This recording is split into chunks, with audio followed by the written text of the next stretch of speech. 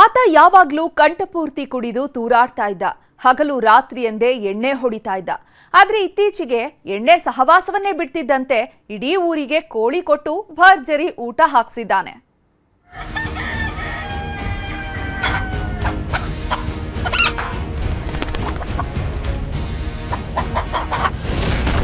ಎಣ್ಣೆ ಕುಡಿಯೋದು ಬಿಟ್ಟ ಊರಿಗೆ ಕೋಳಿ ಊಟ ಹಾಕಿಸಿದ.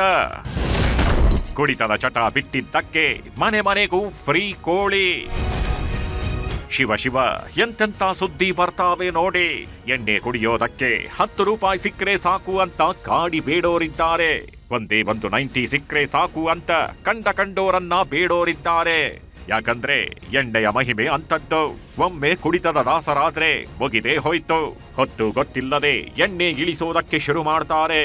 ಮನೆ ಮಠವನ್ನೆಲ್ಲ ಮರೆತು ಎಣ್ಣೆ ನಶೆಯಲ್ಲಿ ತೇಲಾಡ್ತಾರೆ. ಈತ ಕೂಡ ಈ ಹಿಂದೆ ಇದ್ದಿದ್ದು ಹೀಗೆಯೇ. ಆದ್ರೀಗ 4 ಜನರಿಗೆ ಮಾದರಿಯಾಗುವಂತಹ ವ್ಯಕ್ತಿಯಾಗಿದ್ದಾನೆ. ಎಣ್ಣೆ ಕುಡಿಯೋದಿರ್ಲಿ, ಕಣ್ಣೆತ್ತಿಯೂ ನೋಡಲ್ಲ. ಎಣ್ಣೆ ಬಿಟ್ಟ ಖುಷಿಯಲ್ಲಿ ಇಡೀ ಊರಿಗೆ ಕೋಳಿ ಕೊಟ್ಟಿದ್ದಾರೆ. ಮನೆ ಮನೆಗೂ ಫಾರಂ ಕೋಳಿ ಹಂಚಿ ಕೋಳಿ ಊಟ ಹಾಕಿಸಿದ್ದಾರೆ. ಈತನ ಹೆಸರು ಕಿರಣ್ ಅಂತ. ಮಂಡ್ಯ ಜಿಲ್ಲೆಯ ಬಸರಾಳು ಗ್ರಾಮದ ನಿವಾಸಿ. ಎಣ್ಣೆಯ ಚಟ ಮೈಗಟ್ಟಿಸಿಕೊಂಡಿದ್ದವ. ಹೊತ್ತು ಗೊತ್ತಿಲ್ಲದೆ ಎಣ್ಣೆ ಕುಡಿತಿದ್ದ. ಬೆಳಗ್ಗೆ ಯಾತ್ರೆ ಸಾಕು ಎಣ್ಣೆ ಅಂಗಡಿ ಮುಂದೆ ನಿಲ್ತಿದ್ದ. ಯಾವಾಗ್ಲೂ ಎಣ್ಣೆ ನಶೆಯಲ್ದೇ ತೇಲಾಡ್ತಿದ್ದಿದ್ರಿಂದ ಕುಟುಂಬವನ್ನೇ ಮರೆತು ಹೋಗಿದ್ದಂತೆ.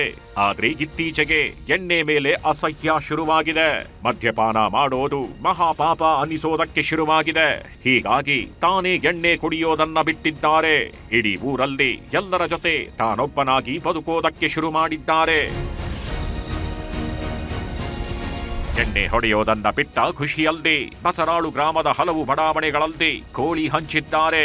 ತಾವೇ ಮನೆ ಮನೆಗೆ ಹೋಗಿ ಫಾರಂ ಕೋಳಿ ಹಂಚಿದ್ದಾರೆ. ಕಿರಣ್ ರಾಗಿ ನಡೆಗೆ ಇಡೀ ಊರೇ ಅಚ್ಚರಿ ವ್ಯಕ್ತಪಡಿಸುತ್ತಿದೆ.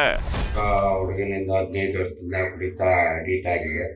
ಈಗ 2 ವರ್ಷದಿಂದ ಕುಡಿಯೋದನ್ನು ಬಿಟ್ಟು ನಾನು ಕುಡಿತಾ ಬಿಟ್ಟು ಇವತ್ತು ಸಂತೋಷವಾಗಿ ಈ ಬಸರಾಳಿನ ಜನಕ್ಕೆ ಹೋಳಿ ಹಾಗೂ ಸಿಹಿ ಈ ಮೂಲಕ ನಾನು ಬರ್ತಡೇ ಮಾಡಿಕೊಂಡು ನಾನು ಇವತ್ತು ಎಲ್ಲರೂ ಜನ ಮುಂದೆ ಆಶೀರ್ವಾದದಿಂದ ಇವತ್ತು ಬಸರಾಳಲ್ಲಿ ಎಲ್ಲ ಸ್ನೇಹಿತರಿಗೆ ಚೆನ್ನಾಗಿದ್ದೀನಿ. ಕುಡಿತದ ಚಟ ಬಿಡಿಸೋದಕ್ಕೆ ಜನ ಇನ್ನಿಲ್ಲದ ಸರ್ಕಸ್ ಮಾಡ್ತಾರೆ. ಆದ್ರೆ ಗೀತ ತಾನೇ ಎಣ್ಣೆ ತ್ಯಜಿಸಿ ಊರಿಗೆ ಕೋಳಿ ಊಟ ಹಾಕಿಸಿದ್ದು ನಿಜಕ್ಕೂ ವಿಶೇಷವೇ ಬಿಡಿ. ಸುನಿಲ್ ಗೌಡ, ನ್ಯೂಸ್ 18 ಮಂಡ್ಯ. ನಿರ್ಭೀತ, ನಿಷ್ಪಕ್ಷಪಾತ, ವಿಶ್ವಾಸಾರ್ಹ ಸುದ್ದಿಗಳಿಗೆ ಹೆಸರಾಗಿರುವ ನ್ಯೂಸ್ 18 ಕನ್ನಡ ಈಗ ಆಪ್ನಲ್ಲೂ ಲಭ್ಯವಿದೆ. ದಯವಿಟ್ಟು ಇಲ್ಲಿರುವ QR ಕೋಡ್ನ ಸ್ಕ್ಯಾನ್ ಮಾಡಿಕೊಂಡು ಆಪ್ ಡೌನ್ಲೋಡ್ ಮಾಡೋದಕ್ಕೆ ಮರಿಬೇಡಿ. ನಿಮ್ಮ ಬೆಂಬಲ ಹೀಗೆ ಸದಾ ನಮ್ಮೊಂದಿಗಿರಲಿ. ಧನ್ಯವಾದ.